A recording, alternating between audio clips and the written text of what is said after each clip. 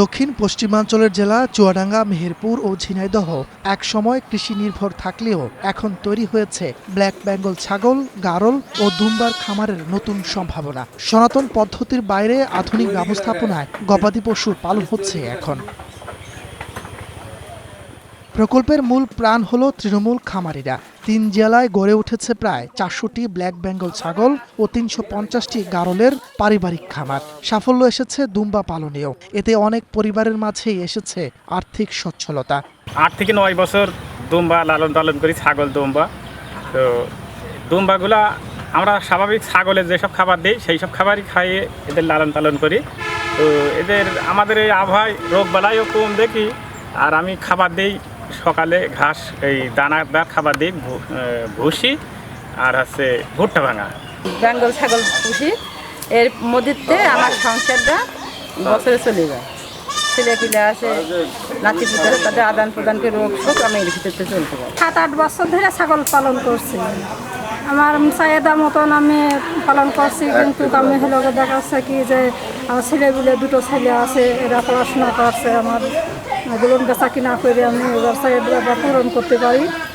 আবার আমি কুরবানির সামনে করে না হলো প্রায় 2 লাখ 2.5 লাখ টাকা বেচা কিনা করতে পারি। পিছিয়ে পড়া জনগোষ্ঠীকে এগিয়ে নিতে কাজ করছে পল্লী কর্ম সহায়ক ফাউন্ডেশন। তাদের কারিগরি ও আর্থিক সহযোগিতায় উন্নত খামার ব্যবস্থাপনা প্রকল্পটি বাস্তবায়ন হচ্ছে। দুম্বা, গারল এবং যে ব্ল্যাক বেঙ্গল বোট চাষ একটা যুগান্তকারী, একটা বৈপ্লবিক একটা পরিবর্তন সাধন করেছে। তারা এ এলাকার খামারিদের মধ্যে গবাদি পশুর উন্নত যে চাষ পদ্ধতি, উন্নত যে পালন পদ্ধতি, তারপর যে টিকা প্রদান এবং পাশাপাশি ভাবে যে সম্প্রসারণ, বীজ সংরক্ষণ, এই সেবাগুলো তারা প্রদান করে আসছে। আর্থিক সেবাতের মধ্যে আছি।